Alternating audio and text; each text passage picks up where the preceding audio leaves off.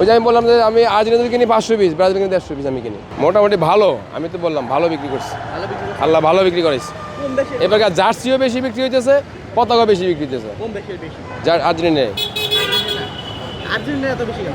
আমি সবসময়, আমি আরো 40 বছর আগে তাই বেশি এই এটাই চলে বেশি।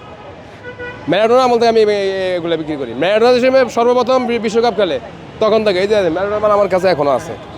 এটা মাল দেখো তো, ম্যারাডোনা একটা মাল দেখো তো, ম্যারাডোনার মালটা দেখো। এই যে এই আজ থেকে মনে হয় 40 বছর আগে যখন আমি ছোট তখন আমি মাল বিক্রি করি, তখন ক্রাশিনের ছাপা ছিল, ক্রাশিনের ছাপা নেওয়া তো। এই যে এই মাল দেখছেন, এই মাল তখন আমি বিক্রি করছি ম্যারাডোনার মাল। আর এই 40 বছর আগে থেকে আমি বিক্রি করছি, এখন আমি এই মালই বিক্রি করি এই 4 বছর পর পর বেশি বিক্রি করি।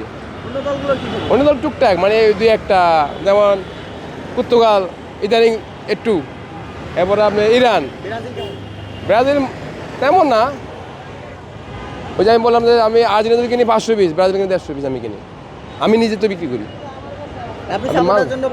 সাপোর্টার না, ওই যে মাল দেখেন, মালের কোয়ালিটি দেখেন না, এখানে আপনি আর্জেন্টিনা মাল দেন আর ব্রাজিল মাল দেখেন, আর্জেন্টিনার মালটা দেখেন আর ব্রাজিল মাল দেন। আমার দোকানে তো এখানে কম কিনি না, মালটা ওই চলে, মানে তেমন এত জমজমা না, চলে।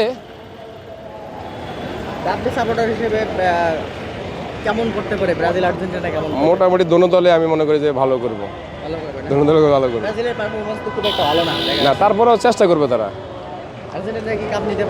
ইনশাল্লাহ। আল্লাহ মাহবুদ জানে কার দিকে, আল্লাহ কার দিকে তাকায়, এটাই হলো মেন। আল্লাহ ইনশাল্লাহ।